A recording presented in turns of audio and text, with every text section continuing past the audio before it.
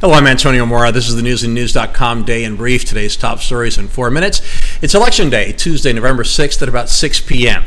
I forgot to make one prediction last night. That is that by the time all the counting is over, the United States of America will again prove that it is possible to overcome the most extreme divisions to respect the results of a national election in what is the world's greatest political system. I'm old-fashioned and voted today, which is clearly getting less popular given the huge numbers of Americans who voted early this year.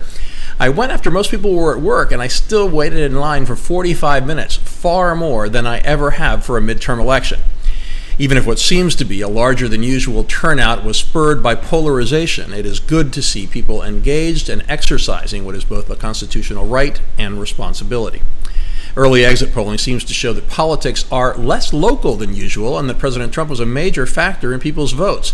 The preliminary numbers show a majority of voters do not approve of Trump and think the country is on the wrong track. Not a good sign for the GOP, but you know what happened last time. It also seems that younger voters turned out. A larger percentage than usual of voters were first-timers. We will have extensive coverage tonight. In other news, Iran turned up the heat over U.S. sanctions that were officially imposed on Monday. The sanctions are widespread, including more than 700 individuals, entities, aircraft, and vessels. The Iranians are mocking the sanctions, pointing out that some include a bank that no longer exists and a ship that sunk. Another worrisome development about an administration that doesn't seem to always do its homework. Like the negotiations with North Korea, the trade war between the U.S. and China seems to change from day to day. The pendulum swung toward the positive side today, with China's vice president saying Beijing was willing to talk to the U.S. about solving the bitter trade dispute. The U.S. and China will also hold a delayed top-level security meeting on Friday. That helped U.S. equity markets go up again. The three major stock indexes were up about 2/3 of a percentage point.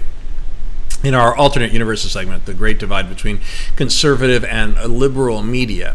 Because of what I do, I have no choice but to watch lots of TV news. But I finally gave up this morning, disgusted by the extreme partisanship and the ensuing dishonesty on cable news.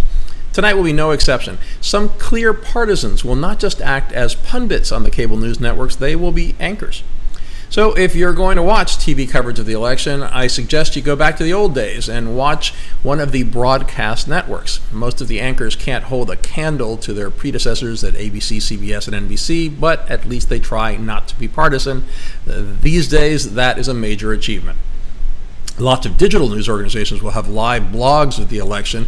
Those can be great too, but I would suggest you find a couple of the less biased sources to follow.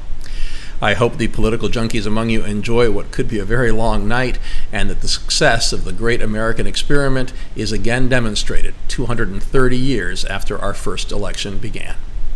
We have all those stories and much more updated around the clock 7 days a week on newsandnews.com, where you will find all you need to know in one place. Please subscribe to our YouTube channel by clicking on the right of your screen just below this video, and please follow us on Facebook at Real News and News, and follow me on Twitter at AMoraTV. I'll see you again tomorrow.